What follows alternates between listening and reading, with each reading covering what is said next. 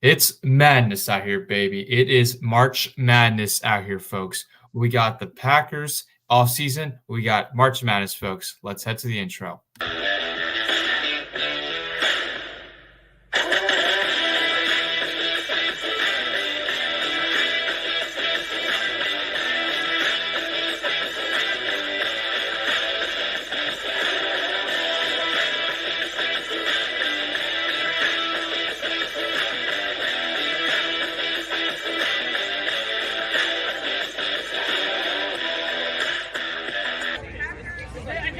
This is Tom Grossi, and you're watching the PackReacts podcast. Let's go.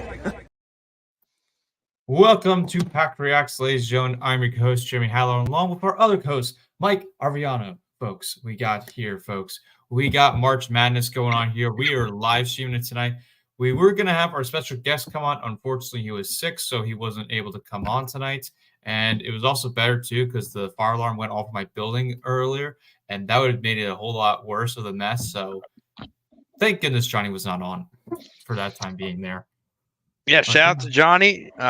Johnny is our surprise that we were talking about last week. We tried hyping up this week, but Johnny will be joining. At least that's our conversation with him. So we're looking forward to have Johnny on. So a little sneak peek into the future. Hopefully, we were hoping tonight, but Johnny's not feeling too well. So rest up, and we're happy to have you on. Next week is probably looking like it's going to happen next week. If not, we know the week after that or something like that. But hopefully next week. Yep, definitely next week is what we're looking for. Tonight is wrong we mentioned here. Talking a little bit of Packers offseason. Also, we'll be watching the March Madness and telling you of updates of who's winning who. Like Kentucky is looking down, so that's good for me with my bracket wise, unlike Mike here. So it's good stuff there, folks, for me, because I'm looking to win the March Madness bracket. I purely went off analytics this year, and that was the goal for me, and it's working out. Yeah, which bracket you have? Obviously the PackReacts one. I don't know if any of the viewers are in our bracket on ESPN. I just joined that like 5 minutes before the game started today. I had already drafted a bracket. I'm in a bunch of work stuff, but I joined that late. But I'm in. So there we go. I believe I'm currently in first place last I checked. Okay. So I had I obviously did not pick well, not obviously, but I did not pick the Swain, or however you say that. DeQuain, I think it is. Yeah. I did. I picked BYU. Yeah, and then I had Nevada actually winning 2 games. I had them beating Arizona, I think, in the next round as well. So Nevada was a killer for me. That's not looking good for me. I was very tempted to take Nevada because of Romeo Dobbs. I was very tempted because of his name, and I'm like, I got to go purely based off analytics this year and not go with Nevada. Yeah. So that was one of my upsets, and it almost happened. They lost by 3, but Dayton pulled it off. So, look, I'm not a March Madness expert, Jeremy, so we can do our best to give some commentary on this. But I'll be honest, every year I do a pool, kind of guess, but I always do okay. Like, I don't do terrible. I'm never going to be number 1 in the I think I've won a league before. I think back when Michigan won. A bunch of years ago, Michigan won. I had picked that correctly. I picked the finals actually 100% correct. Ooh, there you go. Or maybe Michigan was in the finals and they didn't win that one. It was Villanova and Michigan a couple years ago. Yeah. Sorry. That was the one. So I had picked Villanova actually to win, so I was right. What was impressive to me was I also picked Michigan in the finals. So I picked the finals 100% right. Michigan did not win. You're right. Villanova won. So that's my mistake. But yeah, I did pick that correctly. So, I am not an NCAA expert. I went to Iona College, or now Iona University, who usually is a stalwart MAC champion. You know who their coach was the past few years, by any chance? No. Oh God, now it's escaping me. The Louisville coach for Rick Pitino. Thank you. Thank you to my brain. But so Rick Pitino was our coach for a while. After being shipped off from Louisville, basically kicked out of the NCAA. He went to Greece for a number of years. Finally got his used Iona basically as a stepping stone to get back into the NCAA, back into New York, and now is at St. John's. So playing out of Madison Square Garden in the Big East. So do not think St. John's made the tournament. Actually, I know they didn't make the tournament. No, So did not. not much more success. He's had actually more success at Iona than he has at St. John's from an NCAA bracket perspective. But obviously Yeah. it's a bigger program, bigger historical name than Iona. So I'm sure Mhm. most of our viewers, the 14 viewers that at least we had at one time, probably don't even know what I'm talking about. Yeah. Yeah, I'm not a March Madness expert. I have to do my research a couple times. I have to look from expert opinions. I don't listen to ESPN because they're all terrible. So I listen to the YouTubers of March Madness. So I get views from that. And my worst March Madness I ever done was I had Virginia win it all one year and they lost in the first round, Mike. And then the next year they won it all. So I was like, I hate Virginia and I will never pick them to win March Madness ever again, no matter what. I stand by that. I think that when they won it all, it was when they had Ty Jerome. Ty Jerome is he's actually from my town in New York. He actually played basketball with my friend once at the field. But yeah, Ty Jerome, he's I think in the G League right now. He played on the Suns. I think he was drafted by the Suns. Yeah. And now he's in the G League. So probably don't know who that is either. I know him because he's from my town originally. But yeah. Yeah. So yeah, there's that, folks. And then I would like to give some. I like to give some Packer trivia since we're on here. I like to give some fun activity for Mike here besides March Madness. Are you ready for some trivia, Mike? Let's do it. All right. This is Packer always trivia, folks. Who has the most career INTs for the Packers? They had 52 interceptions is the mark. Who had the most career interceptions for the Packers? It was 52. No multiple choice this time? Do you want multiple choice? Nah. Okay. I feel like I know this.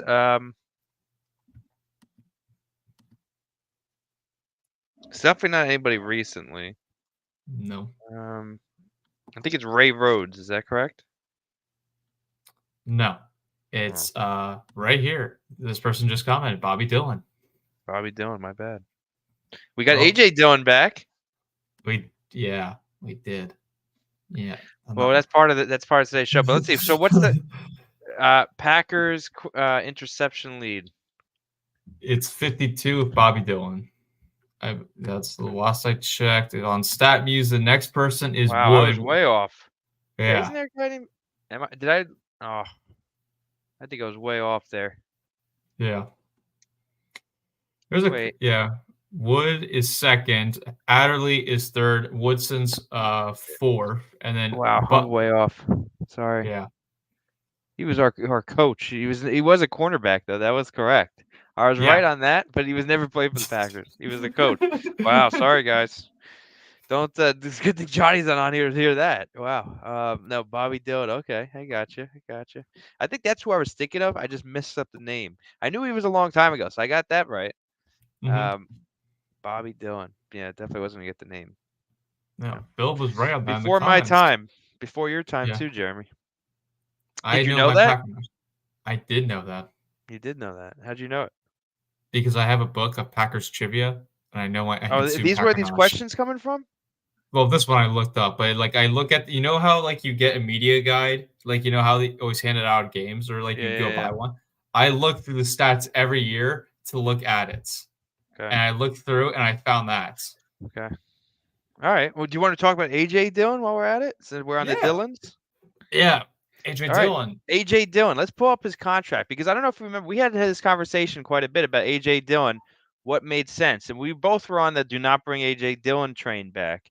But if you go back into the receipts, I did mention that the one time you'd maybe think about bringing him back is for very cheap.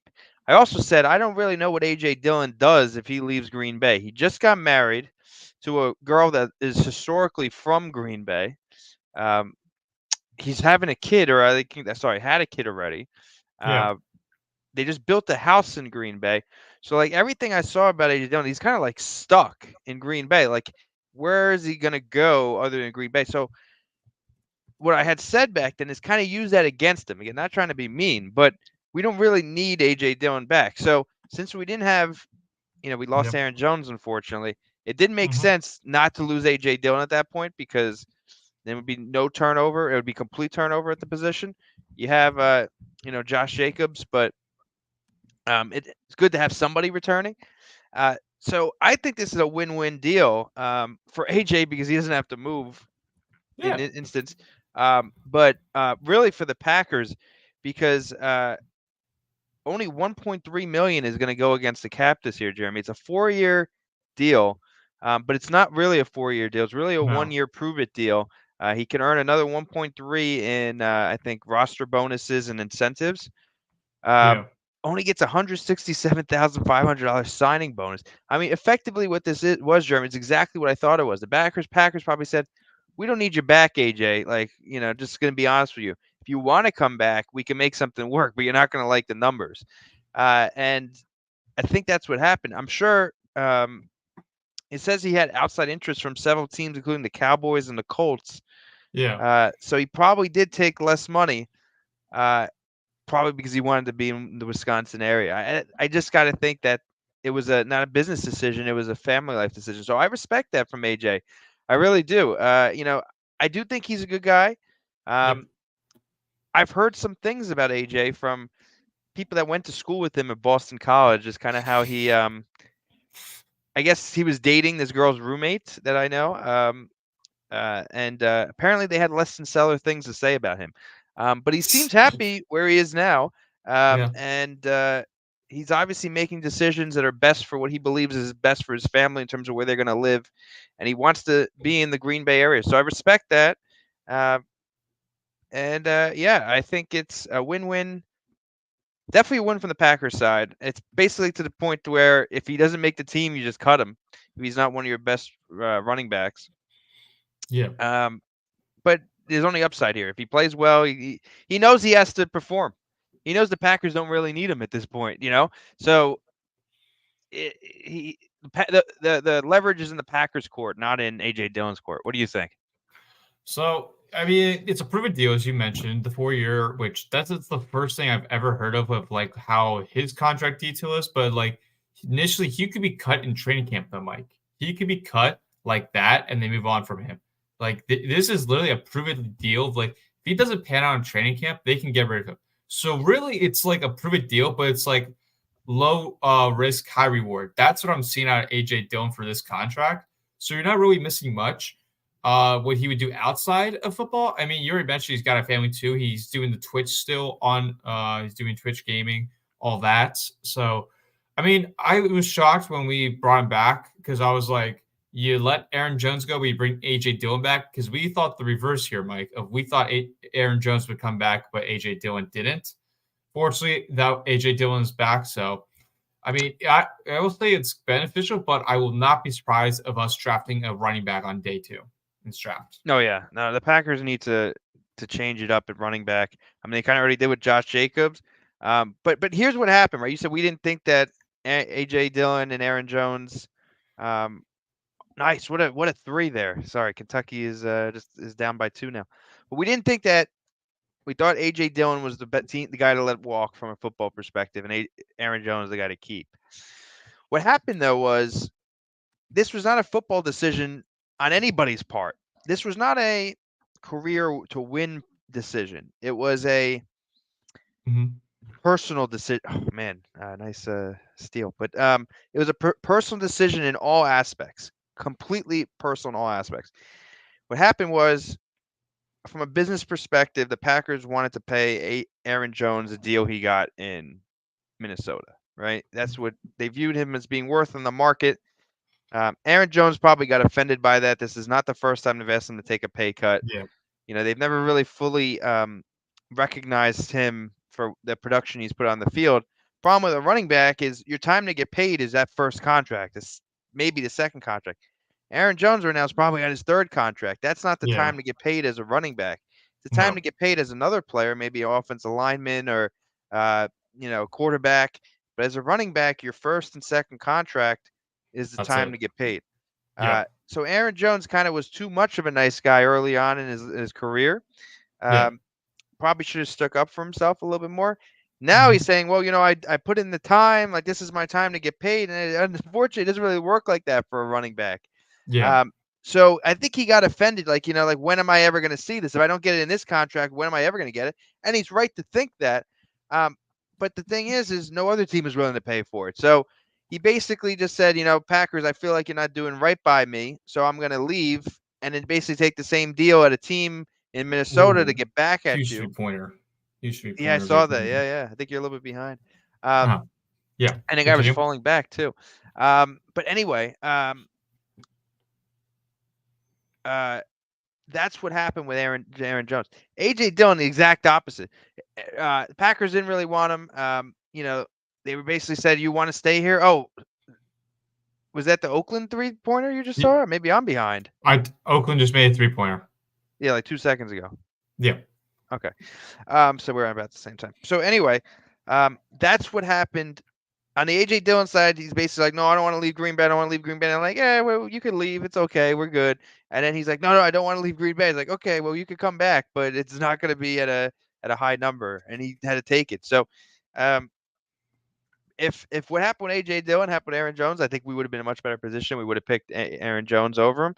But unfortunately, again, this was all personal, kind of not doing what's best for your chance to win, but what's doing best for your kind of emotions. Yeah. And I will say Goody was on spot about what he thought the market was for Aaron Jones. So he was only like $500,000 off though. That's absolutely. He was very good. He was right. He was right. And look, I could see, maybe paying Aaron Jones $1 million more just for his past production. I mean, look, I think the Packers are better off with Aaron Jones on the field than he is than on the Minnesota Vikings, of course, but than he is not on the team. Also, there's a lot to say about the camaraderie and the leadership he brings to the locker room. And I think on the Packers, that's worth some money over what he was going to bring to another team, because he's going to be day one. He's not going to be able to have the same leadership impact as if he would have had it on the Packers. He's not a quarterback. He's a running back. And, he's not the most tenured player on the team. He's the least tenured player on the team. So I do think that he's probably worth more in the Packers other places, and the Packers should have been willing to pay more than the Vikings did, but not materially more. I mean, you don't want to probably $1 million more. That's it. I'd say $1 million more, and I think we're all happy. What I would have told Aaron Jones is, look, Aaron, I get where you're coming from. We probably didn't pay you for past performance. But, the time to fight us on that was not now. It was 3 years ago. So here's what you could do. We're going to release you, Aaron. And try to get somewhere elsewhere. If you want, come back to us and we'll, try to match it or increase it. If you want to stay in Green Bay. And it looks like Kentucky just lost. Wow. Oakland just upset them. Let's go. So I think that's what happened. What should have happened. At that point, I think there was so much. I think the bridges were burned at that point, and it's just not going to happen. So unfortunate stuff. I really wish what would have happened with AJ Dillon would have happened with Aaron Jones. But that's not how the cards played out.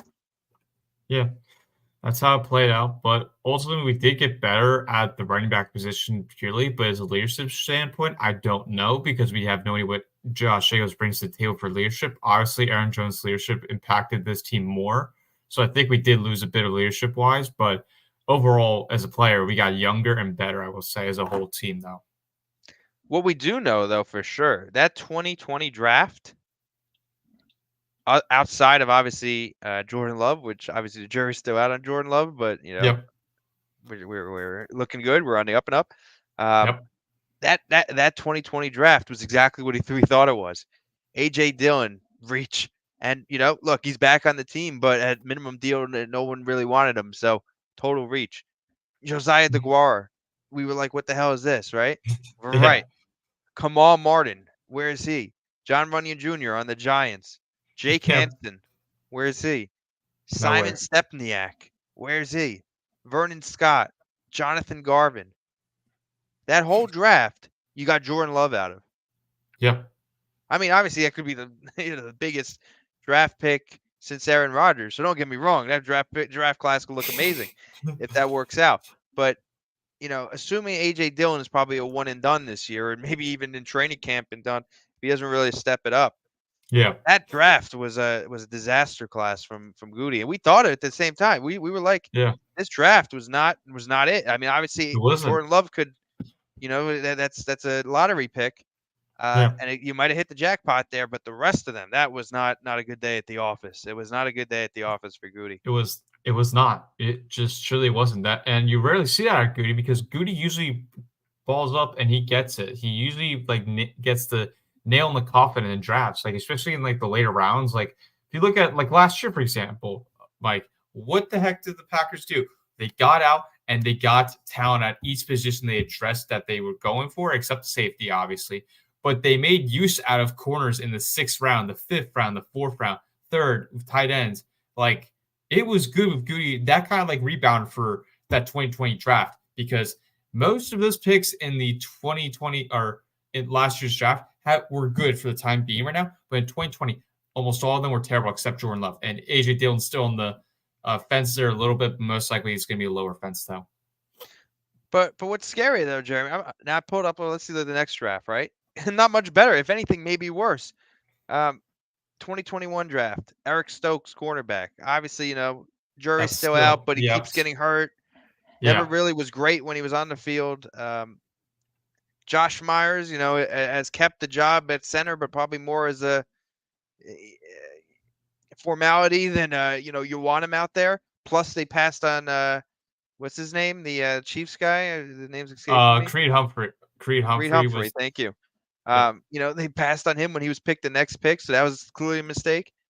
Amari Rodgers, Royce Newman, Slayton, who is a good pick for round 5. That was probably the best pick of the draft. Shamar Jean Charles, Cole Van Lannon, Isaiah McDuffie. Actually, that could be the best pick of the draft in round 6. But I'm not running home for Isaiah McDuffie, and then Kylan Hill not on the team anymore. So 2020, 2021, 2 terrible drafts. Yeah. Again, I know people are going to kill me. Oh, we got Jordan Love, but again, obviously that's one pick. So I'm just looking at the draft class, and we're not 100% there on Jordan Love yet. Let's see if he could bring it back for the next year. But of course, if he becomes the next Aaron Rodgers, I'm not complaining.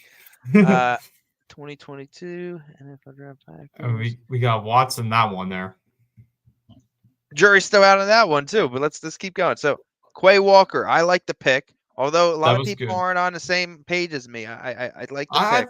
I would think it's a good pick, given where obviously he got the ejection, Mike, and we talked about that on this platform, where he's got to get better at that, of his emotions and control them. He did better last year with that. He didn't get ejected once. He didn't really get a personal foul, except I think one time in the Panthers game, but that was very bad call there by the refs. But he's improved, and as a tackler, he's done better. And in the passing game a bit too. He got a pick 6, Mike. When do we heck we gonna see Quay Walker ever get a pick 6? We never do. Yep. But see, this is why the Packers on the up and up, because the 2020, 2021 drafts, garbage. Okay. But now 2022, let's just go down the line. Quay Walker, I like the pick. I still think he's got a lot of development to do, and he hasn't arrived yet. I still think he's on the uptick of his career. Devontae Wyatt, I don't think is still fully shown up, but I think he's on the uptick. I think he's on the uptick. I think he had a good season that most people give him credit for. If you really look at his position, what the stats tell you, he did a good job at what he was given, of his like snap roll count and all that. Because remember, they kept switching him and out, but when he was in there, he did a good job. So I think he's done better. I think he's on the climb, but not like Quay Walker. Like still need to see a little bit more of Wyatt in there, but I think he's gonna definitely be a player that improves this year. Right. Christian Watson, obviously, we talked about. Yeah. I like the pick, of course, but he had a better season last year. Last year, he was hurt half the time, and when he was on the field, he didn't get much done. Last year was terrible for Christian Watson, really. I was so excited him going into that season, and last season was not it. It was not great. Sean Ryan, he might get some playing time this year. You're high on Sean Ryan, Jeremy. He is the starter as of this moment right now in this Packers team. but I will not be surprised for them drafting guard in this. But he has looked improvement, Mike. This could be the first third round curse break for Goody because he does terrible in the third rounds we've seen. Him and I believe it was Tucker Kraft, excuse me. Tucker Kraft. Tucker Kraft. The third round picks. Goody's not done well. Sean Ryan can be the first guy to beat that for Goody. And I think he's going to have a good season. I think he's going to do well, but they need depth at that O-line, really, because they lost Yosh Nijman to the Panthers recently. Yeah. And then the next pick, we love him, Romeo Doubs. I think that's an amazing pick. That's probably Goody's maybe honestly. Well, no, actually, it was not even the best pick of that draft. The best pick of that draft, Zach Tom, round 4. Great pick. Thank you. Yeah, that was a great pick. That's like a David Bakhtiari level pick. I'm going to go there and say it. David Bakhtiari was a 4th round pick, right? If I'm not correct, not mistaken, I believe it was a 4th round pick. Zach Tom, round 4, out of Wake Forest, great pick. I mean, that was an amazing pick. That's might be one of Goody's best picks since picking, in theory, Jordan Love. Then Kingsley Enagbare, who got hurt last year with the ACL, I believe, but honestly outperformed his draft position at round 5. Yeah, he's done good, I'll say. Yeah. Then Tariq Carpenter. I don't even know if he's on the field and the team anymore. Jonathan. I think Tariq is still, I believe. Rudy. He's a free agent right now. Right. I don't know if they bring him back. He did look good though. In like 2 seasons ago, he looked pretty good though. Right. And then who we got? Rasheed Walker and Samori Toure, who both pretty good for round 7 draft pick. So 2022 is a great Oakland won. Yep. 2022 great draft for Goody. And then obviously 2023 I think is one of the better drafts a team has had in a while for the Packers. Lucas Van Ness, Luke Musgrave, Jaden Reed, Tucker Kraft, Kobe Wooden, Sean Clifford, Dontavian Wicks, Carl Brooks, Anders Carlson, and Carrington Valentine, and as well as Lou Nichols and Anthony Johnson Jr. and Grant Dubois. That was a lot of players there we picked. Yeah. I'd like to make one quick note though, Mike. Johnny texted in the group. He texted here.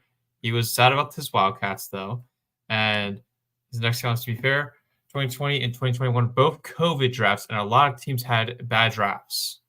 That is true. Thanks to see Johnny's still joining. Thank you, Johnny. But that's absolutely true. Like, it was very hard to scout because I think a lot of the pro days were virtual or only have a limited number of scouts. So that absolutely true. Obviously Jordan Love was the one from Roger Goodell's basement down the block from me in Bronxville, New York.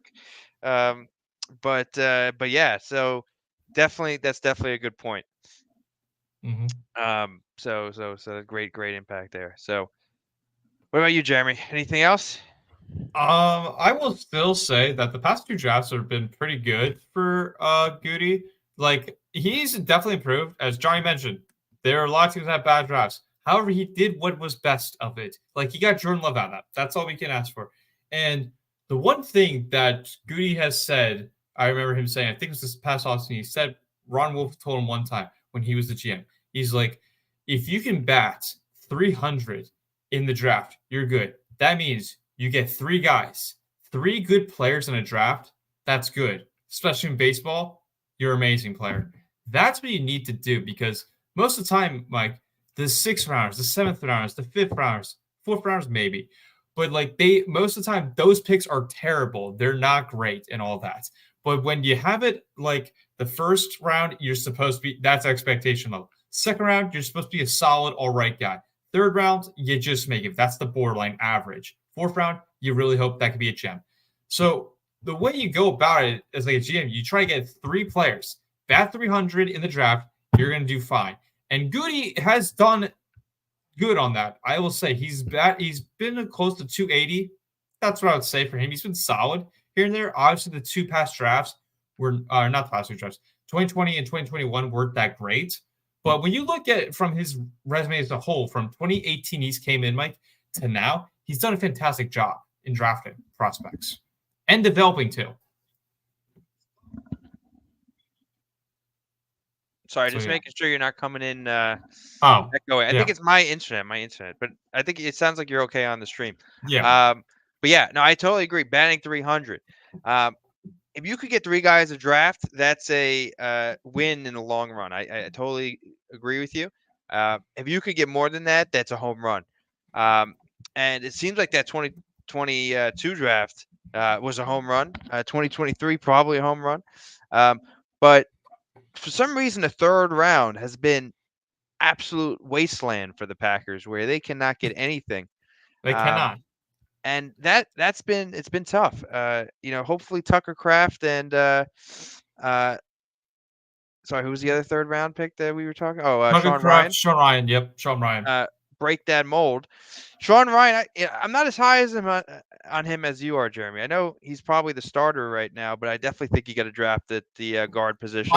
I agree. You need a draft at that position, but I think Sean Ryan can get the job done though, because he looks pretty good late in the season for the Packers. Right. I think you start out there, but you need competition. Absolutely. Probably maybe need to get a bottom barrel free agent for guard. But it would have been nice to get John Runyon back. Definitely not at the price that the Giants paid. That was the overpay. But good for John Ryan. I'm happy that he got paid. And actually happy he got paid from the Giants, because I hope the Giants are not in a good spot. So I think they wasted some salary cap money on John Ryan. But hey, who knows? Maybe they could prove me wrong. But yeah. So batting 300 in a draft is important. When you strike out in a draft like you did in what do you call it, 2020 and 2021, other than Jordan Love, that's 2 outs. That could be a team killer. But yeah. So did you have anything? I have one item on the docket I want to get your opinion on. To save this to the end. So if you have something else you want to hit on, let's hit on that. Well, first, I would just like to mention, since we're covering March Madness technically, but we're talking most about the Packers since we're on this platform, Iowa State is about to win, and Kentucky has lost. They've been upset. That's the highest upset from a 3 seed to a 14 seed. So that helped me in my brackets. I only had them winning 1. Mike, I know that hurt your bracket a bit too. Yeah, let me just pull it up. You want to share your bracket?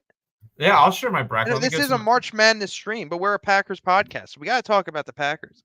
Oh, I know. We got that brings me to it, Mike. That we got to go in the PackReacts. Well, where is it? The group. We got to go in the PackReacts group if I can find my group.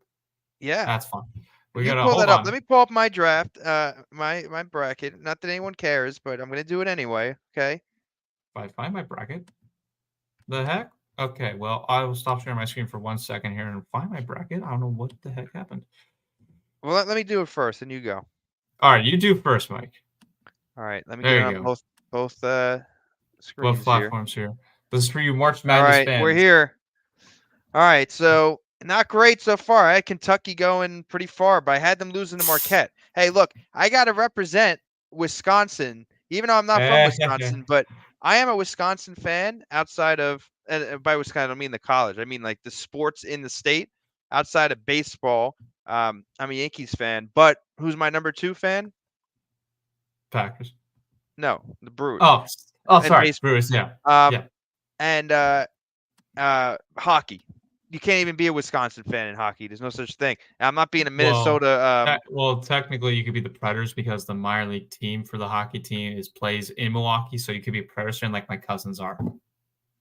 Technically, but there's no real hockey. There's no NHL hockey team in Wisconsin. Yeah, I'll pass on that one. So I'm a Rangers fan there, but I'm a Bucks fan. I'm a obviously Packers fan. So from college sports, I don't really have a team. So I'm rooting here at Marquette and Wisconsin. I don't think Wisconsin's gonna be Houston. Houston's always a pretty good team, so I have them losing there. Sorry, guys. But Marquette, I have in the Final Four. So I do have some Wisconsin representation. Mm-hmm. So how are we doing so far? I think UConn is going to win the whole thing. A lot of people have that, but I think you don't think so. No, Look, this here's is the thing. Mike.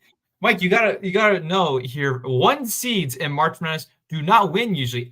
Whoever picks like the most obvious pick loses. I Loses. agree. I agree with you, Jeremy. And here's why I'm going to disagree on this instance. Because usually I agree with you. Usually I never pick the favorite. I am Also, an they Iona fan. won Going last back, year.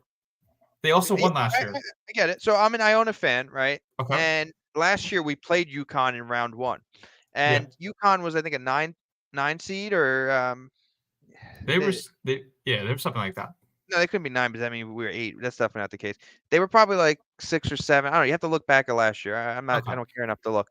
Anyway, we had them beat in the first half. We were up like 10 points going, or like 4 or 5 points going into the first half. Then coming out of the half, they murdered us. Like we lost by like 20 at the end. So we lost UConn. But then I was like, okay, well, I see I'm from New York, so I actually work in Greenwich and in the city. But in Greenwich, so some of the people I work with went to UConn. So like they're like, all happy that they beat Iona because that was my team. But after that, they did not stop. I mean, they just completely blew everybody out to winning Yeah. the championship. So that's why I gotta pick them again, because last year I kept rooting against them, and they just Yeah. completely blew everybody out. So I was very impressed. So I got to pick them this year. Also, Uh-huh. they seem to be like the heavy favorite this year. Like I've never really seen They like one team 25%. be this ahead. Mhm. So like, I do think it's a little bit different this year. I think they have a much better team than the floor, but Yeah. but that's why I had them winning. Could I be wrong? Absolutely, you're right. Yeah. Usually the best team doesn't win. Yeah. So obviously I had BYU losing to Queen, or I had them beating them, so I lost that one. Yeah. But I that had doesn't that. get too far, so it's not too much of a No. systemic issue. Um, Nevada, I told you, was a killer for me, Okay. unfortunately. Thompson Uh, School. Yeah. and then, yeah, this Kentucky one, not great. But I'm sure a lot of people had Kentucky in the Final Four or other things. So since I had Not Marquette beating them, me. I'm kind of shielded there. But I'm also, let me get your opinion on this, Jeremy, because Okay. I am not somebody for March Madness who does more Mhm. than one bracket. I think that is not, and I'm very passionate about it. I don't really care about college basketball, but when it comes Yeah. to the bracket, I only want one bracket. I'll explain to you why. If I have like 2, 3, 4, 5, 6 brackets, that means I didn't choose anything. I just guessed. I just threw a bunch of darts at the wall with my eyes closed and hope I hit the bullseye. So Mhm. I do one bracket, maybe 2, and I only do 2 brackets in one instance, right? Going back to my school, the Iona University, right? Yeah. When Iona is in the tournament, I do 2 brackets. One is the real bracket. Iona loses the first round. They always lose the first round. And then the Yeah. second is my Iona like alma mater bracket, where I have the same exact bracket as the first bracket, except I have Iona winning every game and winning the championship. So if they ever win the championship, which is never going to happen, let's make that very clear, never going to win the championship, I will like be really high on the thing because I had them winning. But that's never going to happen. And I really don't view Yeah. that as a second back bracket. I think it's the same bracket, which Mhm. just picks Iona all the way. So that's the only time I ever do more than one bracket. Okay. But I am very against doing multiple brackets, because then it means like you didn't know brackets. You basically just guessed Mhm. multiple times and tried to Yeah. say like, oh well, one of my brackets was good. Yeah, but the other 6 suck. Oh well, but one of them were like.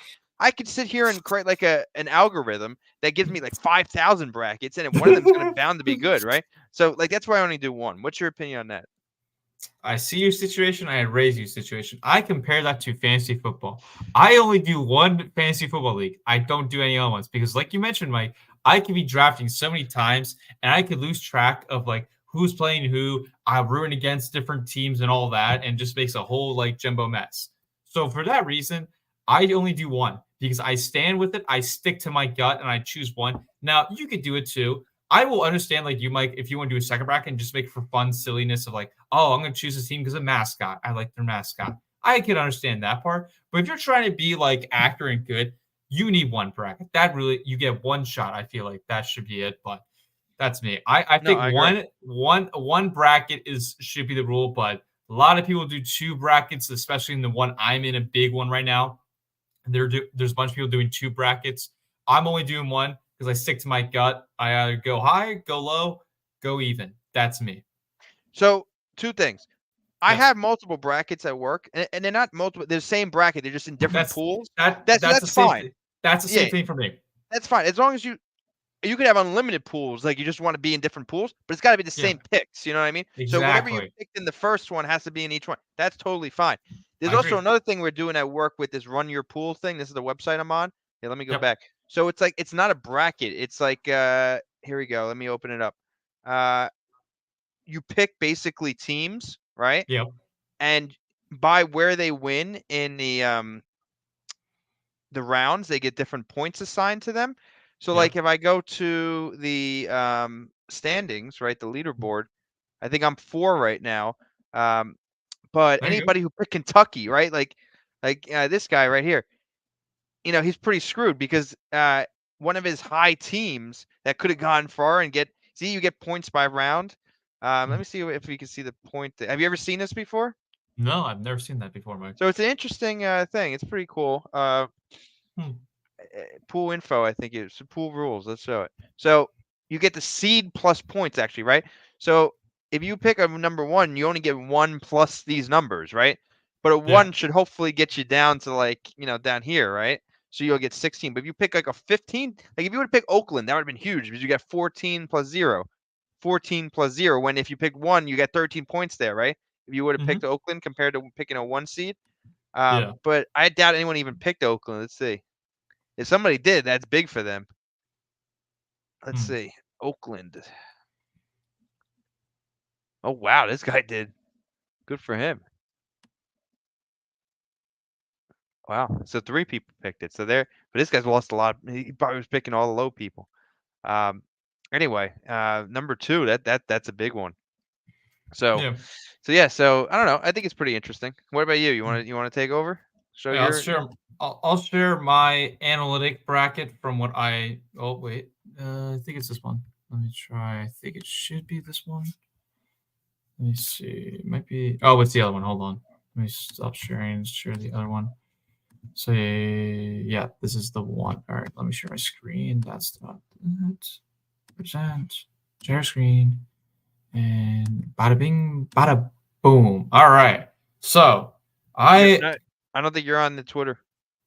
I'm on the. Oh, can I even share? Oh wait, I got to do both. Hold on. Sorry, Twitter. Hold on. Okay. Now I think I'm on both. Cool. I got to add Okay. stage. There you go. All right. Now I'm on both. Okay.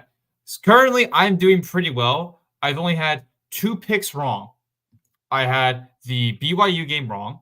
I was very tempted to pick the upset there. That one was one I kept arguing with myself all week with my friend that whether I should take the upset.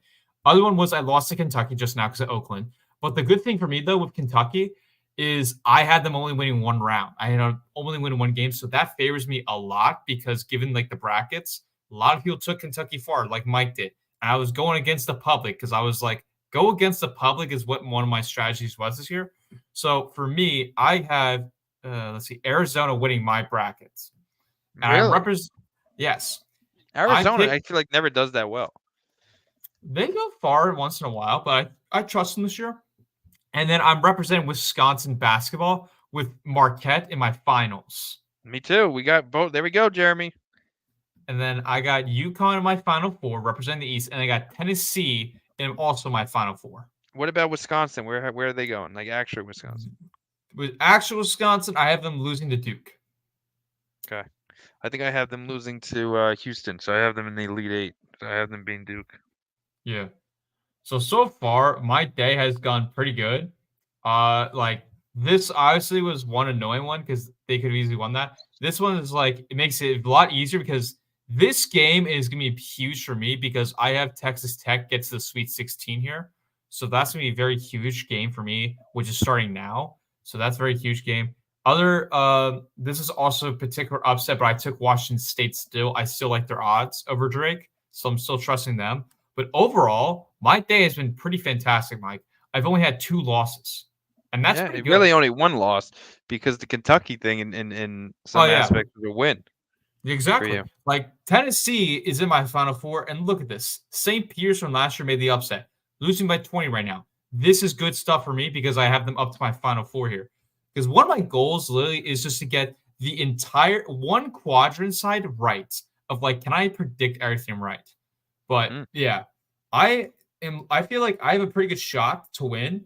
especially my dad's work group where there's over 109 brackets in there, and I want to win so badly in that, and I'm currently in the top 5 if I'm correct in mine. If I check real quick, I can check.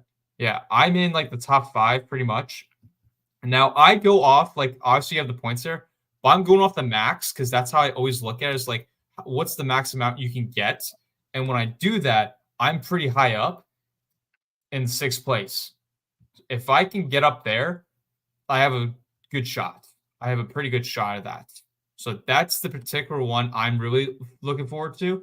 Oh, doing that. But I'm also looking forward to ours, Mike, of the PackReacts one because I have the PackReacts one. Currently, I'm in 1st place right now. And that Mike is not doing so hot. No? You are projected to Well, get. no, I'm 2nd place. Well, as I told you, by looking at the max, you're in 3rd. Okay. Well, given No, I'm in 2nd. max, No, I'm in 2nd place. All right, because technically you're tied for 1st. So no, I guess then I would be in 3rd. Yeah, you're right.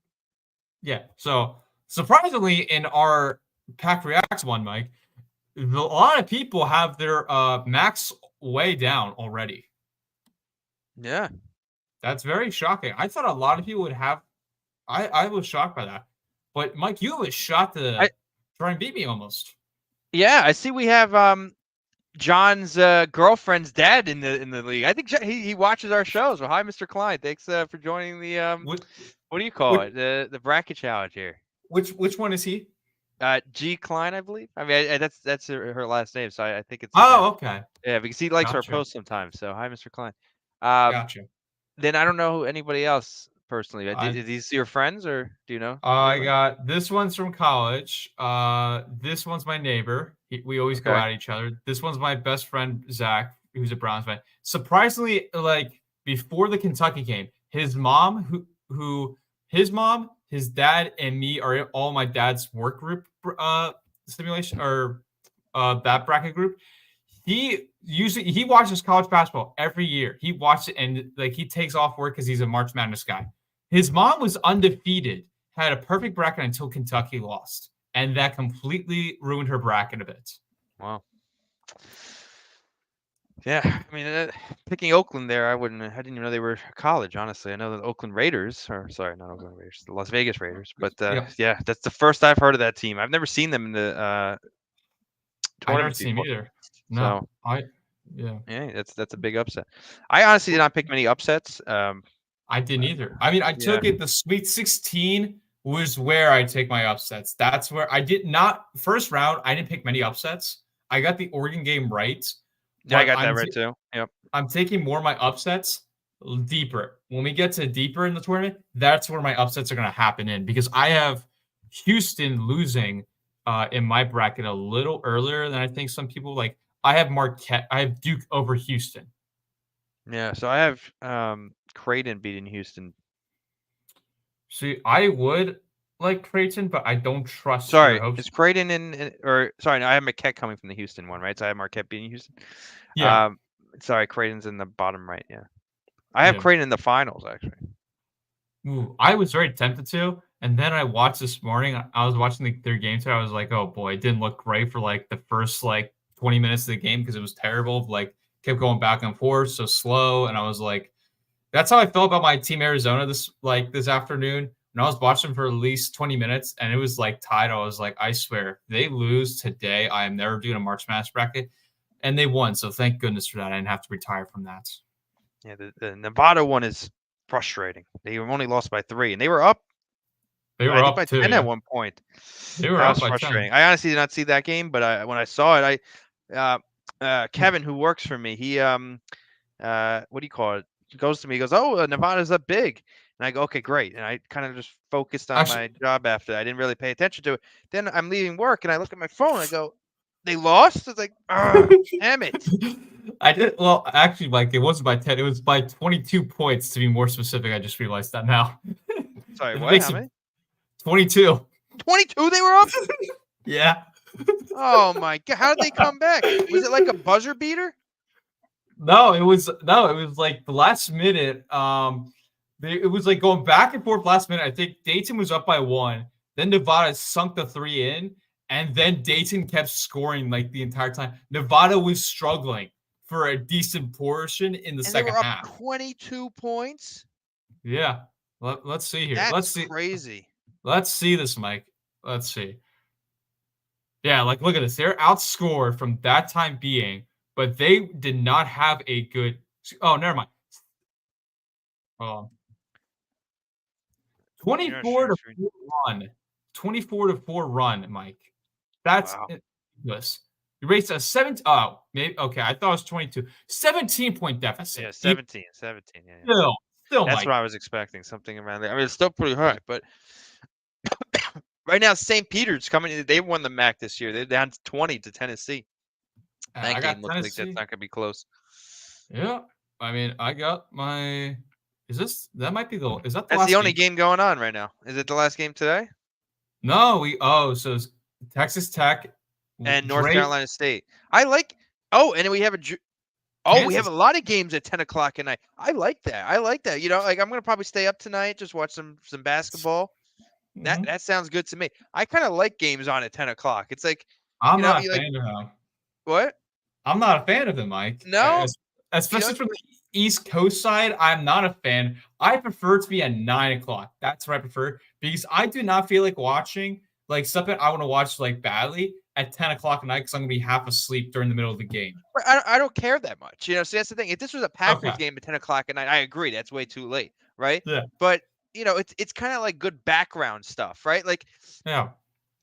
I agree with you're you on like that half point. paying attention, maybe on your phone doing something, looking at the Packers Twitter, watching our podcasts, Yeah. you know, watching Tom Gross, something like that, right? Or doing some research on something. And then you just have this on in the background. And it's not like you're watching something that doesn't matter. Like it's actually stuff that matters, but you don't care enough to sit there and be invested in every play. It's just something that's like nice to be in the background right before bed. Like that Yeah. sounds like good to me. So that's what I like about this first. I honestly don't even care about March Madness other than the first two rounds. I think the first Yeah. two rounds are the most exciting, especially the first one, like this first day, Yeah. because like you know you're at work, there's something to think about, right? It goes all night. Like that's what's exciting is that it's like a lot of things. When it starts to become like the finals, I don't care unless like the Yeah. team I want wins. I like when there's a lot of games all packed in once, and that's what I Oh, think I the love that. college football is gonna get. I don't Yeah. think it's as good as basketball though, because you know, basketball. Let's just think about like sports as a business, okay? Right? Yeah. Let's just go on a tangent if you don't mind for a little bit, right? Let's go. What's the most profitable businesses in America from a sports perspective? NFL by far, right? Why? Yes. Football is just a really exciting sport, back and forth all the time, a lot going on. Less Obviously, you have the games. Super Bowl, less games, right? The problem with Once a hockey, week. basketball, once a week, right? It's on Sundays. Everyone's off from work. Yep. It's not like it just works. It just works. College sports, obviously, the college football, that's big for a lot of places like down south. Yep. That's what they live. They go from high Yeah. school, college. That's even bigger than NFL in those areas. But college basketball really isn't the money maker during the regular season. I don't think it is, at least. No. But from this perspective, it's just the bracket. It's like the bracket, and honestly, March Madness is probably the number 2 moneymaker thing from a sports perspective in the country. Like in terms of you had the Super Bowl, that's obviously a huge sporting event. Yep. But the number 2 is this March Madness bracket. I And I agree. think it's because there's so much going on at once. There's some you never know what could happen. And I really think it's just the madness part of it. And the madness only really exists in the first 2 days. Exactly. After that, you know, it becomes more just a regular kind of Basketball playoff game. thing. Yeah, So playoff. I do, and the reason why I'm bringing this up is I do think from a college football perspective, I think they're going to benefit from an extended playoff. I think it's a little bit hard to replicate to a situation like this in football, just because you can't have as many games back to back in football. So you have to condense it quite a bit. Yep. Yep. But this is definitely exciting because of the mass amount of stuff going on at once.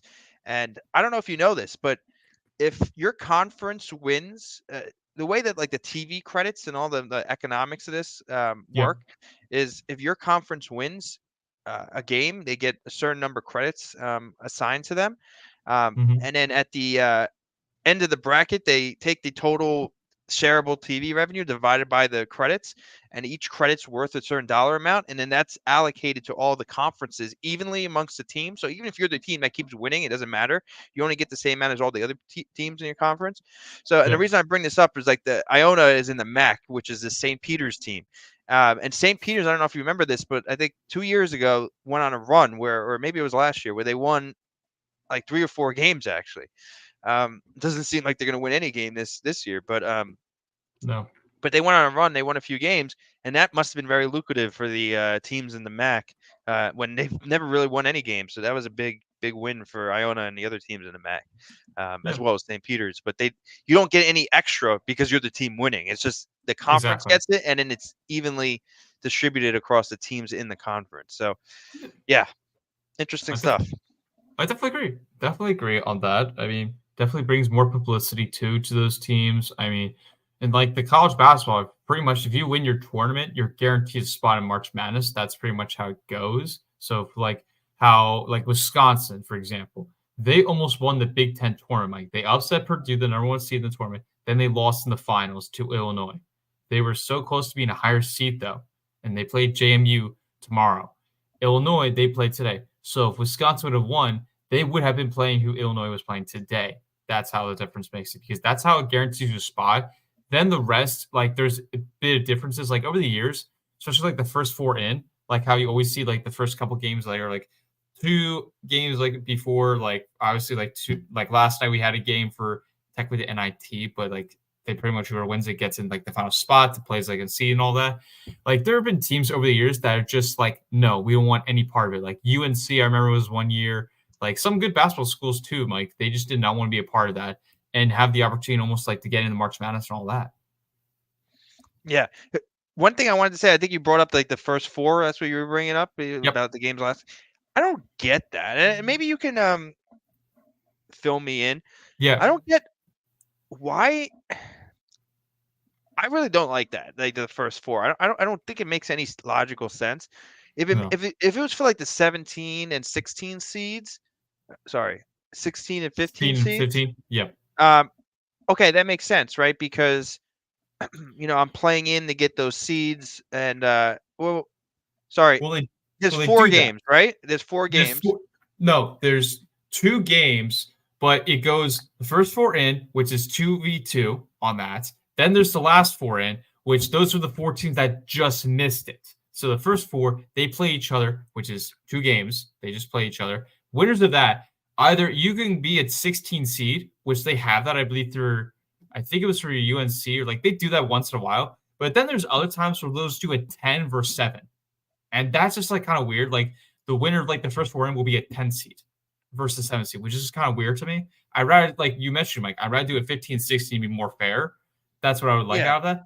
But it's like basically a committee though of like the first 18 of the 8 teams, 4 of them don't make it, 4 of them make it in. It's kind of like a wild card. And the committee, like for football, it gets to choose, do we give this criteria, do they follow the criteria, and we give them the first 4 in? Do we acknowledge, hey, you've been invited, you made the cuts? Like that's how it is. So you're saying what the first four is so you do everything, right? Yeah. You have all the winners. I don't know the math. I should probably figure out the math. But Yeah. how many conferences are, right? You have those as winners, right? And then you Yeah. allocate everybody else based off of how many spots are open. So you're saying there's 8 teams left, right? And And then the there's first 4 of those 8 teams left are competing for a 10 seed.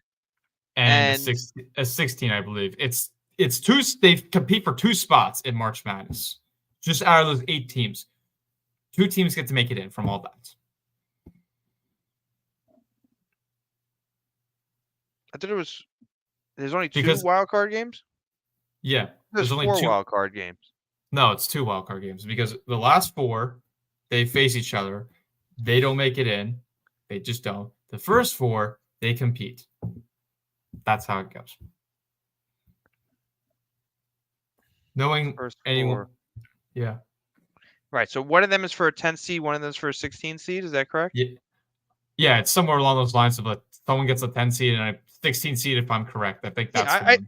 I just don't understand why, teams could be 14, 11, 12, 13, 14, 15 and have a guaranteed spot. And then this other team just fights for the 10 seed and then jumps all of them in terms of seeding. That doesn't make sense to me.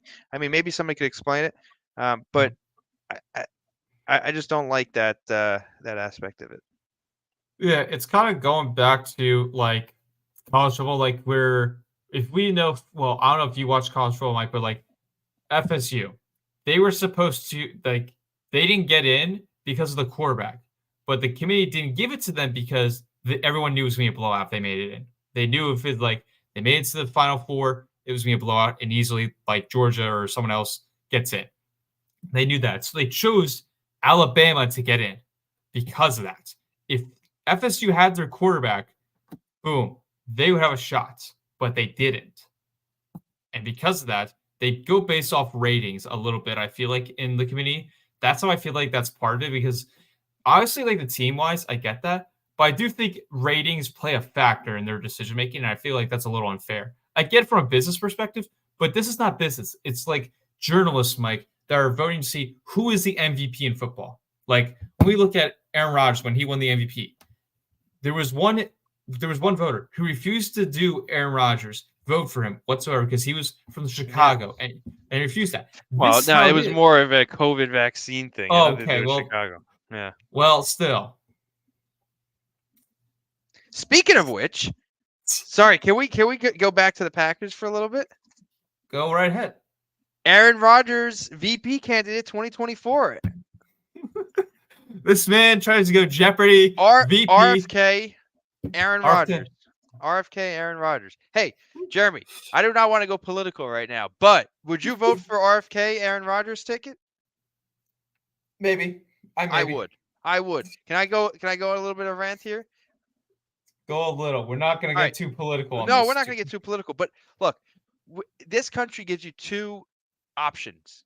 Yes. Black, white, right? It would be great to have a third-party candidate in there, right? Correct. Somebody that could actually win, right? Because there's two parties, right? My favorite president, Jeremy, guess who it is? I might have said this on this podcast before. But guess who my favorite? I don't think you have. All right, just guess. JFK. No. George Washington. Okay, and George Washington said one thing in his his farewell address.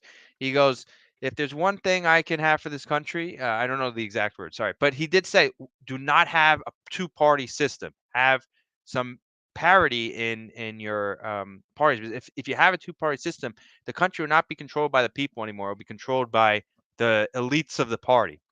Mm-hmm. And that's where we've gone as a country. We've gone to two parties. You have Democrats and Republicans. Unfortunately, where, it's like two teams coming after the Packers and Bears, right? We're never going to be on the same page. Packers, Vikings, right? You piss off Aaron Jones, he goes to the Vikings, right? It's just a fight. As a country, I'm not a Republican, Jeremy. I'm not a Democrat. I'm an American, right? So, I don't care about any of that stuff. What's best for the country? What's best for you, Jeremy? What's best for me? What's best for the Vikings fans? What's best for the Bears fans? Because this is not sports. This is the country. So I do think that having a third party is good. I think actually having a fourth, fifth, sixth part actually could win. You have 6 candidates that could win. I think that's good, because what will happen is you'll get the best person, not just necessarily just who is the best of the 2 people that are selected, right? If you have 6 people, now I have a bigger choice. More options are better in this situation, I think.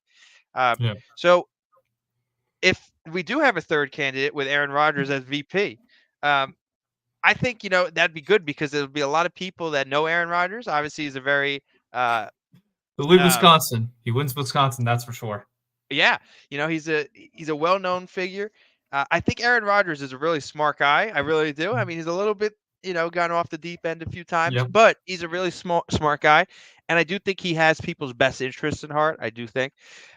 So I would definitely vote for Aaron Rodgers. There's also another added benefit, Jeremy, is we don't have to see him play on the Jets if he's running for office. So that's great.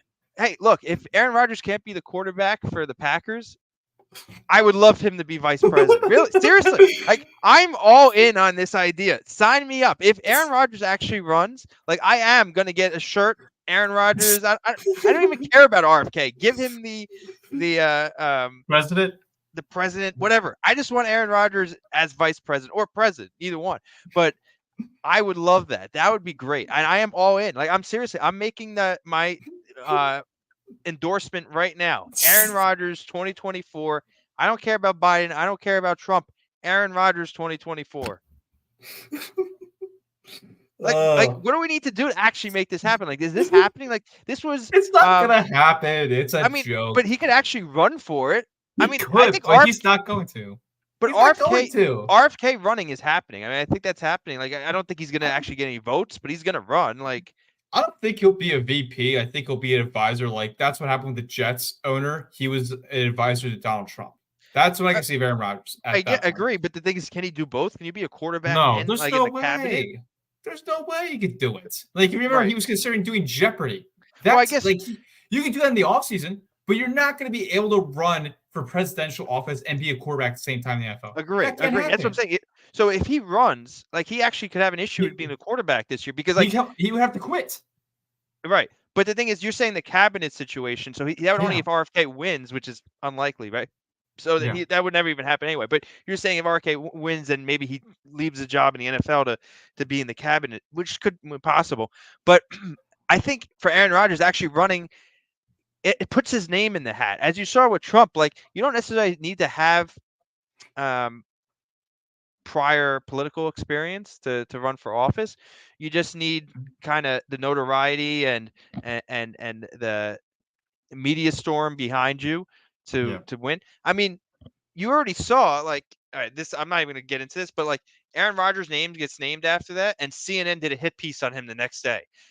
So, like, there's actually people believing that Aaron Rodgers could actually run for something. Like, they literally did a hit piece on him the next day. I am not going to talk about that hit piece. That is not this podcast. But it's interesting that people actually, like, went for him after that news came out. It's just an interesting point. It's definitely interesting, though, of how he's quarterback, considered doing Jeopardy, considered retirement, considered vice president now. What else is he being considered for? Like, he's literally considered, like, every, like, dream job you almost kind of want to have. Well, we know that Aaron Rodgers is not going to be a coach. That's not happening. Oh, he said that too. He said that on the air. So after retirement, could he be an analyst? Honestly, I don't think so. I don't think that's Aaron Rodgers. I don't think he's going to be an analyst. I just don't think so. I think he's going to get himself in trouble. He would just get annoyed and just yell. It's like all. He's not one to be politically correct. He's probably going to speak his mind, like you saw on the Pat McAfee show. He's already got in trouble there. I don't think TV's for him. I'll be honest. I think he could articulate himself. I think he's pretty good. Maybe he'll do a podcast like this or something that's his own. But if anything, I think it's going to probably be a podcast that is condemned by the mass media. So I don't think he's going to be on Fox, CBS, ESPN, the mass media stuff. I don't think that's going to be him. If anything, he goes like the Joe Rogan route. He would. I think that's probably might be what happens. But I could see politics in him, Jerry. I could see that. Like, I could definitely see that. It makes sense. Like, that's kind of his brain. Like, he cares about this stuff. Like, he did the reports of getting vaccinated, all that stuff. Like, he's not messing around with that. He actually did that. Like, I didn't see the report, but I don't disagree. I think he did that. Like, he's very technical about things, kind of like me in some ways. But you know, I respect it. I think. Look, I think he's doing what he thinks is best, and I respect it. I think he's a really smart guy. Does he go a little bit off the deep end sometimes? Maybe. I mean, it depends on kind of what your definition of the deep end is. But I agree with Aaron, and I will endorse him for vice presidency if he does choose to win. And I would love not to see him on the Jets. So if we get Jeremy, do we get a draft pick? Let me ask you this: two draft picks. 2 second-round picks for the vice president of the United States.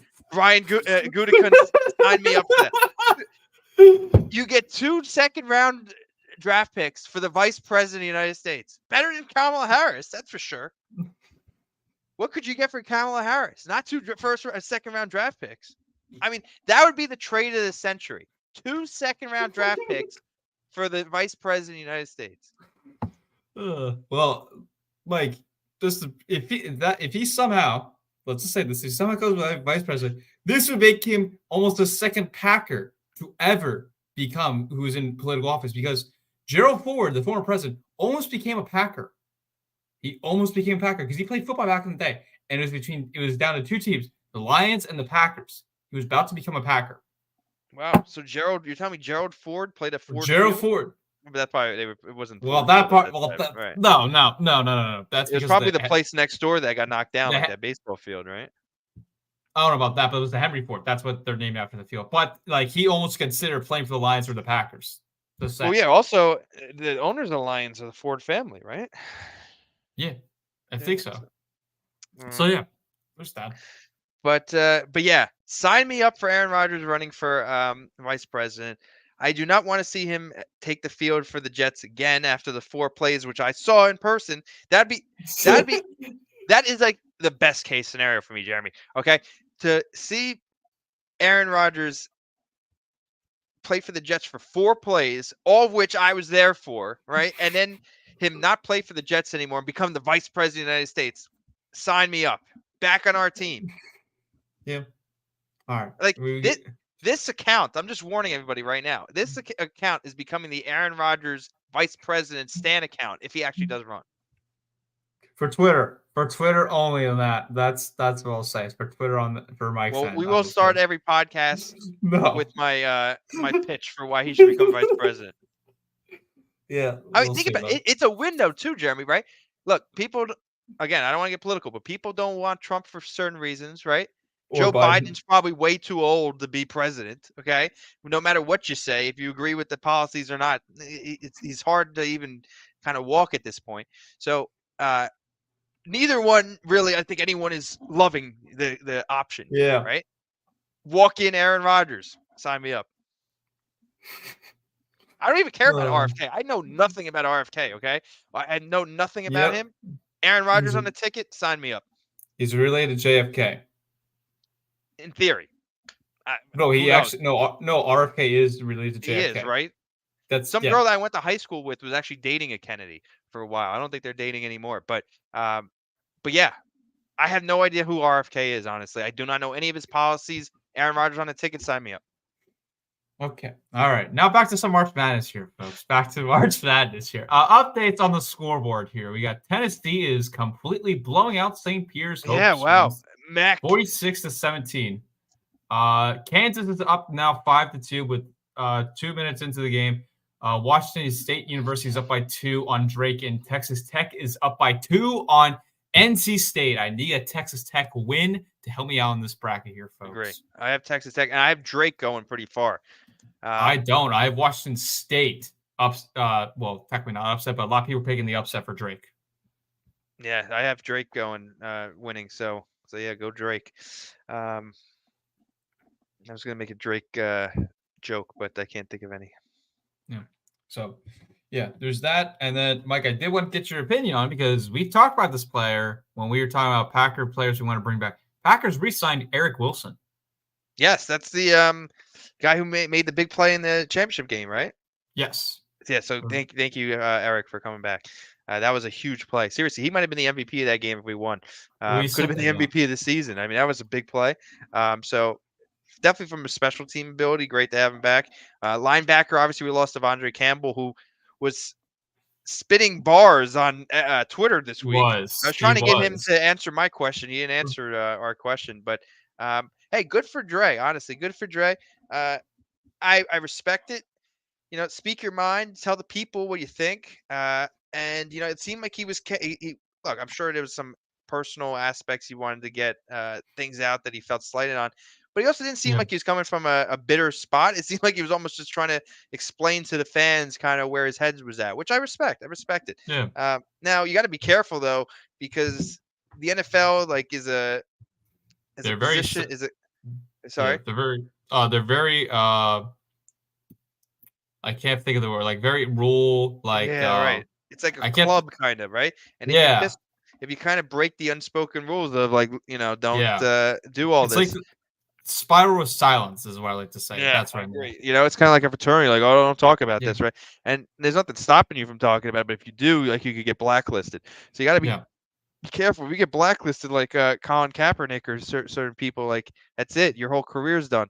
So you got to be careful about getting blacklisted. I mean, he already got a job in San Francisco, but that doesn't Yep. mean he doesn't get blacklisted after that if he starts to play wrong. And I bet you this might be his last opportunity after kind of what he did there.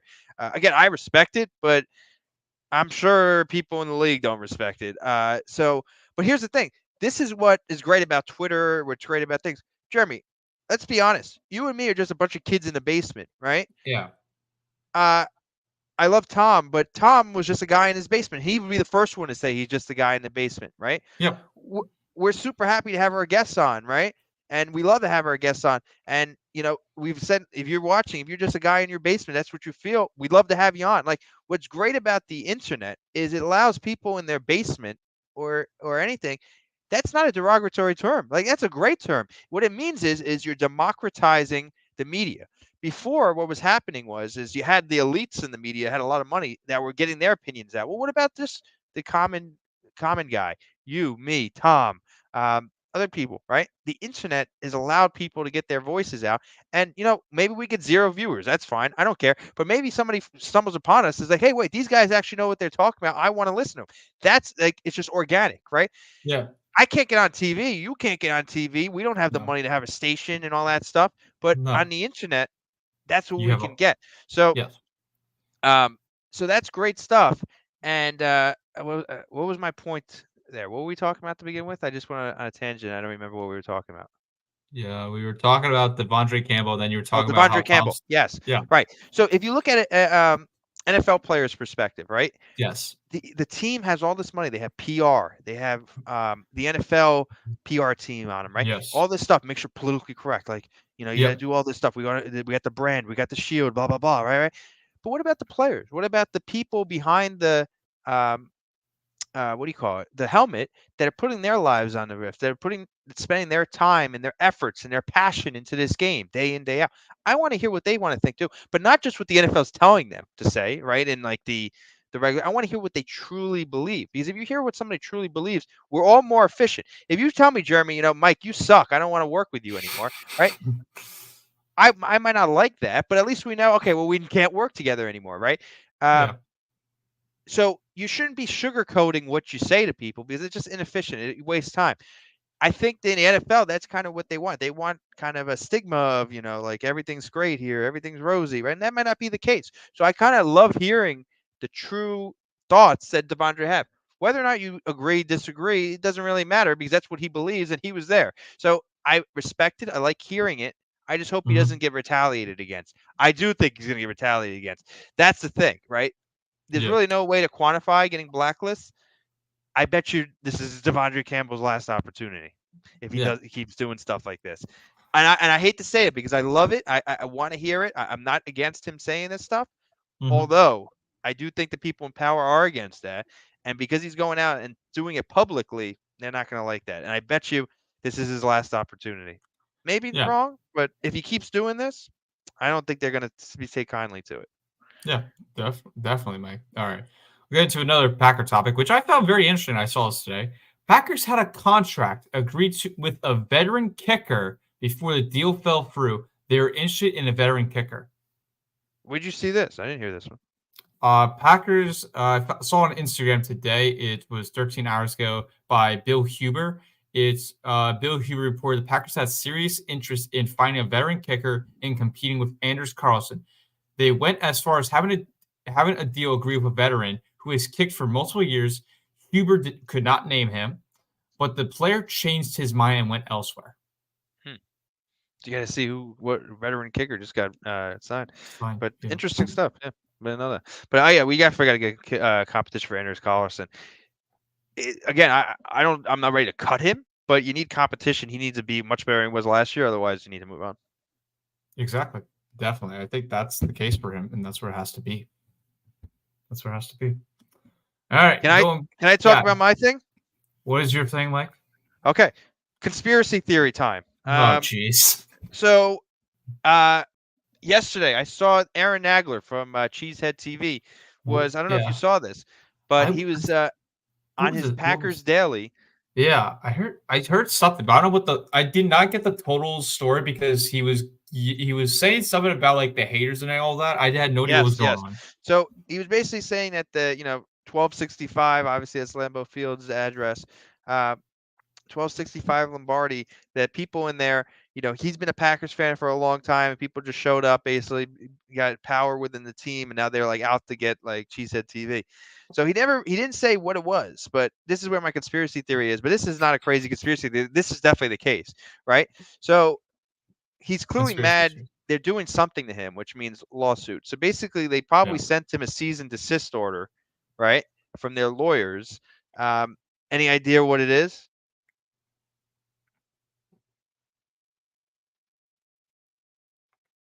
What could it be possibly with him? Trying to think. Interviews. It had to be an interview at least. No, no, no. All No? right, you want me to continue? Continue. All right. What happened last year off season? Packers made an acquisition of a certain company that makes certain what products? Okay. Do you know? I don't remember the company name. Cheeseheads. Oh, thank Foamation you. Inc., right? The Yeah. Packers bought Foamation Inc., who owned the Cheesehead, right?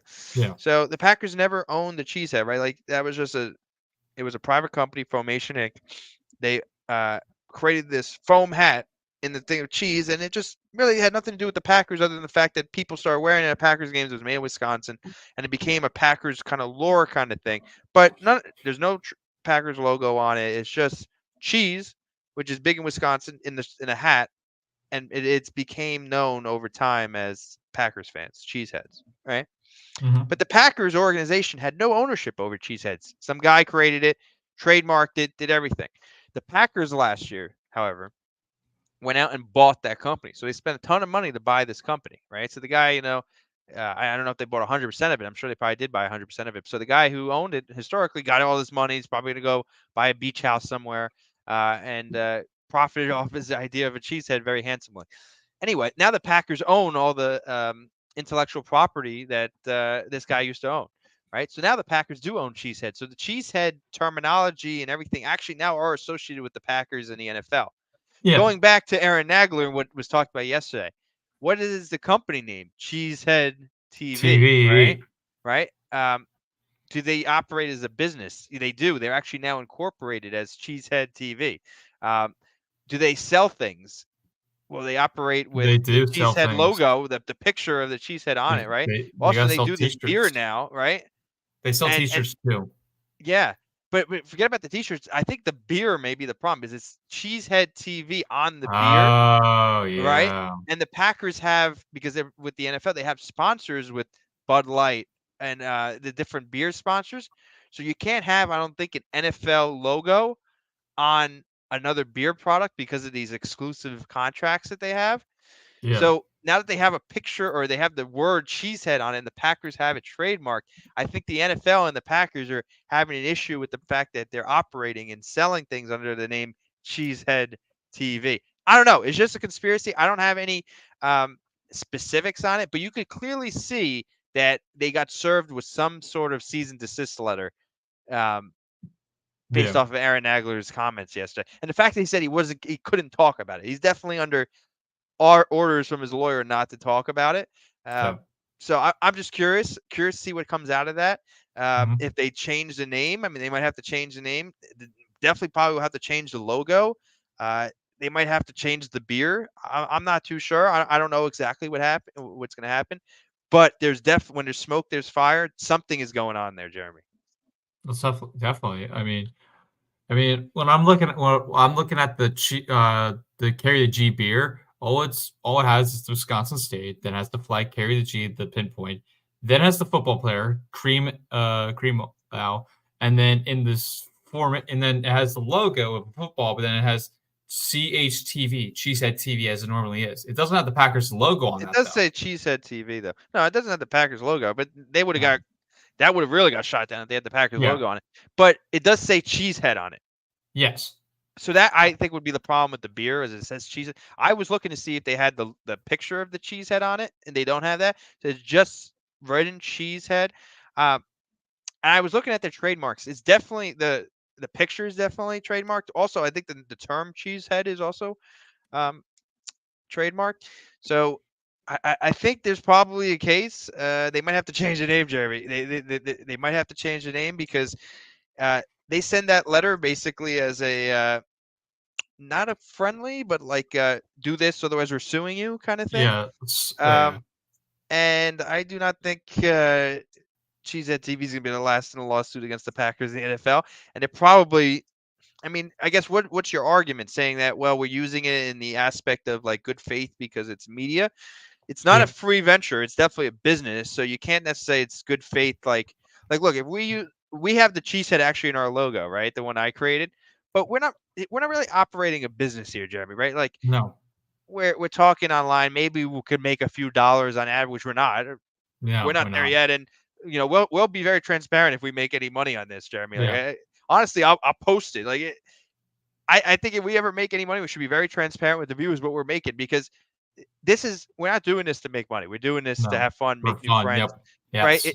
If we make some money on this ever, Jeremy, like that's just gravy. It's nice, and I'll show everybody. Like I think we should almost kind of use that to like reinvest and make ourselves better, or do something like.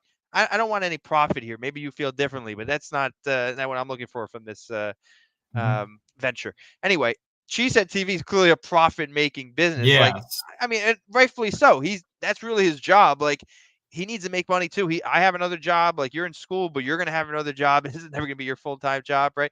Like, that is Aaron Agler's full-time job, and I don't know if they have employees, but there's definitely other people that are getting paid. So, makes sense that it's a business. Don't get me wrong. But the thing is the Packers aren't gonna let them infringe on their copyrights.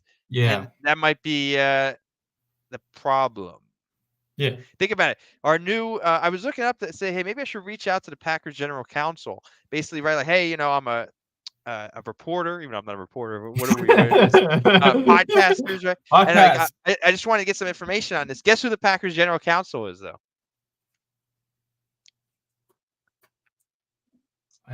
Ed Policy? Ed Policy, yeah. So you'd be reaching out to Ed Policy, which would be pretty cool, because he's probably going to be the next president of the Packers. So I might still do that. So we'll see. But if I don't think he's going to respond though, because like you don't talk about litigation like as a lawyer. No. That's just not something they're going to do. So I doubt he's going to respond, but maybe I would have tried. There's nothing really to lose. But I doubt that the general counsel of the Packers talks about open litigation. But it's interesting because I do think that we might be seeing the Cheesehead TV rebranding pretty soon, if that's the case. It could be, Mike. I mean, there's also them, and then Packer Day podcast with Andy Herman. Like, well, no, I think that's aren't they? Well, aren't they? Well, isn't he? Aren't they? Are they still their own, or is he like affiliated with Cheesehead TV? Because I feel like Andy's on his own. That's fine. I mean, look, Pack is so many things. Like pack of cigarettes. I own a pack of this. Like that's ambiguous term. You can't trademark Pack, right? Yeah. A day podcast is definitely not anything about the Packers. Ours PackReacts. Like again, no one's gonna sue us. We're not making money in this, but Reacts is definitely not a problem. Pack is not a problem. Technically, we do have the Cheesehead in the logo. Let me just pull up our logo real quick, make sure we don't have anything to worry about. We got the rebrand, Mike. Rebrand here. We do have it. We do have it in the logo I created. The PR, which I like that really well. I think that's awesome. That is not a copyright infringement. That's just like cheese and like a thing. But probably the Cheesehead back there is maybe. But the thing is if they come for us, we'll just take that out. It's not a necessary part of the logo that I'm going to lose that much sleep over it. In the back, we could put like like the Wisconsin logo or something there, right? Instead of the Cheesehead. Not something we're going to lose sleep at if they ever come for us. But I doubt they come for us if I don't even know who we are. But Cheesehead TV might have to watch out because it's one in their name and two in their logo. Again, I'm not saying this is good. I hope they win. Like I'm a big Cheesehead TV fan, but it might be a losing proposition to take the Packers to court, pay all those legal fees, and probably lose because they do own the trademarks to it. So we might be seeing a rebranding of that. Going to be interesting. Going to be definitely interesting in the Packers blogosphere in the next few months. Yeah, definitely. It will definitely be very interesting because that's normally, I mean, despite Tom's his community and his stuff, she said TV is like mostly the Packer, and that's like mostly the most foul Packer besides Tom Grossi, I feel like. So that could definitely be rebanning. It's going to be big news. I mean, again, this is just conspiracy theories, so don't take anything I'm saying as scripture. I don't know. I just go watch Aaron Nagler's video. We can, put it in the comments to this after, and just make your own assumptions. That's what I think. I could be totally wrong, totally off course, but there's something there. I mean, he wouldn't have said that. He was very mad. I mean, you can see, like, I've been watching Aaron Nagler for a long time. Like, it had nothing to do with just like, oh, we brought AJ Dillon back. I'm mad at the Packers. Like, it's definitely a shot at Cheesehead TV. Yeah. I'm thinking, what could it be? Obviously, they're not doing anything illegal, right? Like, it's a podcast. It's fine. So it has to be something trademark required. It has to be. Like, there's nothing else that could be coming at it. It's not illegal to talk about sports, about a sports team. So that's fine. So I'm just thinking it has to be trademark, right? And then the timing is very interesting, right? Because they bought it at the end of the offseason last year. Yeah. They had the whole season. Unlikely they'd probably start any litigation during the season, and make it a distraction to kind of the team. Now it's the first offseason since they bought Formation. They couldn't have done this before because, again, they had no ownership over the term Cheesehead or the picture Cheesehead. So this is the first offseason that they've had full ownership of that term, right? Mm-hmm. And Aaron Nagler, clearly something's going on there. So it's it. I know it's conspiracy theory, but I'm 99.9% sure this is the problem. And I think it's going to be big news. Obviously not big news in the country, but big news in the Packers blogosphere in the next few months. So again, we're on March 21st at 10:41. We're an hour and a half into this podcast. I will be referring back to this in a few months when this comes out, because it's definitely the case. Yeah, definitely. No, I agree with you with some of it. Obviously, the conspiracy, you gotta have your own opinion, and he could be totally wrong, but make your opinion. This is not fake news, because I'm telling you, it's an opinion. Look, this bag media. I know we're going over on this, but it's okay to have opinion pieces, like the ESPN when they do like the debates and stuff. Like, that's fine. I like debating. I think that's fun. I think that's good entertainment. But you should have to disclaim, and like we should figure out how we can put a disclaimer on this thing and say, like, this is not journalism. This is opinion, debate, entertainment. Right? That's what it is. I'm not being a journalist right now. Journalism would be reaching out to Ed Policy, getting a written statement, right? Writing up something and basically saying, here's my source, right? There you go. Anyway, I have none of those sources. The only source is what Aaron Nagler said yesterday, right? Yeah. There's clearly something there. I mean, I don't think anybody can deny there's something there. It's just a matter of what that is. And I'm speculating. I'm putting the pieces of the puzzle together, and I'm giving you my thought process. Choose to believe it or not. Exactly. Right here, as I say, Mike, no disclaimer. This is on the YouTube side. We did not do that on the X side. But yeah, I will bet on it. Okay, I will put. If you want to bet on it, Jeremy, I bet $100 that Cheesehead TV has to change something in their branding, whether it be the name, the logo, by the beginning of the season. Well, I'm not a betting person, so I'm not going to bet. But you can bet. Mike. Well, I'll keep my $100. You can keep that, Mike. You can keep that. All right. Quick updates from March Madness, which these games are a bit close besides the Tennessee game. We got 46-20 Tennessee at halftime. Kansas is up by 9 points with over 11 minutes left in the first half. Drake is up by 2 with 8 minutes left in the first half. Texas Tech down by 3 with 8 minutes left. That's the big game. Come on, Patty Mahomes. Where are you when we need you? That's exactly what we need him. He's a pretty good basketball player too in high school. Yeah.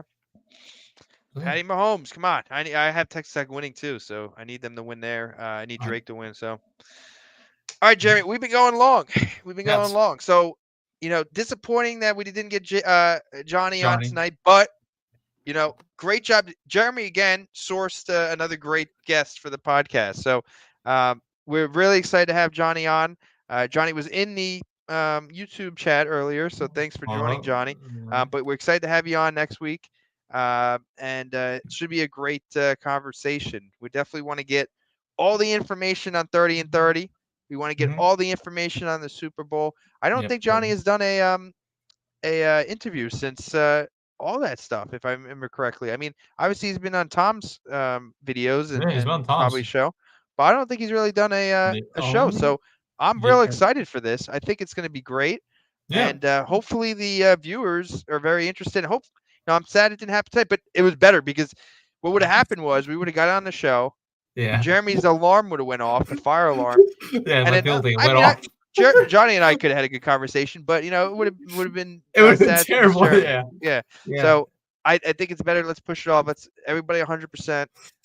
And really excited for that. It's going to be a great conversation. So thank you, Jeremy, for sourcing that. Yep. Jeremy's the guy here with sourcing the guests. I've got John, who John is a repeat guest. But other than that, everybody's really been you, I think. Other than, did I get Big B, or is that you that got Big B? I got Big B. I got Did Big you? B on that. I did. I got Big B. I got Wes Hawkowitz. Yeah, I got Wes Matt, Hawkowitz. Matt Matt Ra- Ramage, Carson. I also got people from the Insta chat from Instagram. I also, who else did I get? I got somebody else. I keep forgetting. I did have yeah. I remember when we got Matt Ramage on, and Jeremy's like, "Yeah, I got Matt Ramage to come on." I was like, really?" I was like, "Is this guy really going to show up right now?" And he comes into the thing. I was like, "Oh, he's here!" I was like, "Oh, wow, that was a great episode. Thank you, Matt, for coming on that." Hey, look, it was just like that was our first guest. It was like no one knew who we were at the time. Probably still nobody knows who we are, but it was fun. That was a great guest. But still, my favorite so far has to be Wes Hawkowitz. I mean, that was just I love Wes. a really engaging conversation. He came on and was talking. We got an hour and a half. I said, Wes, I know you're in 1265, right? Like, you got to go home. Like, don't let us hold you up. Like, if you want to do this for 45 minutes, blah, blah, blah. Yeah. He's like, no. Like, I'm excited. I'm excited to do this kind of thing. So that was a great episode. And if you guys are just catching PackReacts and somehow you're watching us 96 minutes in, go back. Whenever I show the podcast to somebody I know, I give them that episode because I think that was really great episode. That was my favorite episode we did. I agree. And somebody from Lambeau Field was there. That was an amazing. We got to try to get Wes back on at some point. Yeah. No, I'm real excited to have Johnny on. I think it's going to be a really interesting perspective. Obviously it'd be great to have Tom on, but I'm actually almost more excited to have Johnny because Johnny everyone knows Tom, right? Exactly. Like, I want to kind of see, like, behind the scenes. Our podcast is not necessarily here to prop up the people that don't need us, right? Obviously, what I mean is, like, prop up people that already have a platform. Like, I kind of want to see the fans, right? Like, I'm really interested to hear from Johnny because he was on that whole thing, but people focus on Tom. I want to hear Johnny's perspective, Exactly. So I'm real excited. Hopefully we can get him on next week and everything works out. I think it works for my schedule. Seems like it works for yours, Jeremy. So we're excited to do it. So, all right. Anything else we got for tonight? Well, if your March Madness bracket is still perfect, congrats to you, which I believe is like 800,000 people left in that, or I don't know what after Kentucky. So there's that. But updates real quick on the games here before we head out. Kansas up by 8. They're in 4 seed. You got Tennessee up by 29 points, which that should be a lot. Washington State is up. University's up by 3 against Drake. Then Texas Tech is down by 1 in the first half. That with 6 minutes left. So that will be the key game to watch out, folks. That's it. Yeah. All right. Yeah. Jared, I'm thinking back to the Matt Ramage days. We've been doing this for 2 years now. Yeah. I mean, it's crazy. It's crazy. So thanks for everyone who's stuck through to us. This is something that's really a highlight of things during the week. So it's been fun. Let's keep doing this another 2-3 years, if not more, a lot more than that. So all right, great. So watch the games tonight. It should be a fun few games left. And then tomorrow you got a whole bunch of games left tomorrow. So exciting stuff. Always love March Madness. We figured we'd do a quick rundown of the madness before next week's show with Johnny, which should be really really fun. Exactly. All right, Mike, where can the people find you? And then we'll hit to our usual music here. Absolutely. You can find me on the PackReacts Twitter page. That's the most I'm doing. We are now at 1,175 followers, Jeremy. So, we've hit a little bit of a lull after the season, to be expected. Haven't been, as engaged on the platform recently. Trying to get my financials out and work, which our audit's completed next week. So, it looks like we're going right time for Johnny to come on, which is this probably wouldn't have been that great of a day for me. I was gonna make it work. I was gonna put everything down for this, but next week should be much better. So that's it. But yeah, find me in PackReacts podcast. Find me on the YouTube, on the X. Yeah. Yeah, so that's where you can find Mike. Me, you know where to find me on my YouTube as usual. We're having the Johnny hopefully come on next week is what we're trying to do. Making videos I haven't done on the main channel. On the second channel, I did my Phillies video. I'm having MLB stand predictions come out this weekend. So stay tuned for that. And the draft is coming very soon, folks. We'll be having our draft live party again as a tradition, which we've done, I believe, since almost right during COVID, or right after COVID, I think, Mike, is when we've both done it together. I've done it before COVID, but I think that's where we've done it. So we're going to try to have Packers exclusive. We're going to try and have Packer diehards come back on and try to do that collaboration with them if we can. If not, we're going to try and get other Packer fans to come on podcast during that. So we're going to try and do that. And then GOAT series-wise for season 2, I'm going to be trying to do that. It's like April, May, because of school and all. It's just busy. And Mike's schedule too, because it's tax season a bit here. So I'm going to try and do that range. And the first episode is going to be with Mike. So stay tuned for that. Not tax. I'm on the book side. I used to be on the tax side. No thanks. No thank you to tax. Yeah, we all don't want to pay our taxes. That's all we all want to do. But we have to. It's a thing. It's part of living. Yeah, you could. You could. Or you could be Brett Favre and embezzle some money for your daughter's volleyball team. Not that really had to do anything with taxes, but yeah. All right. Good show. Hopefully next week we got Johnny on, and it should be a great show. So really we're excited for that. Yes. And now we play our usual music here, folks.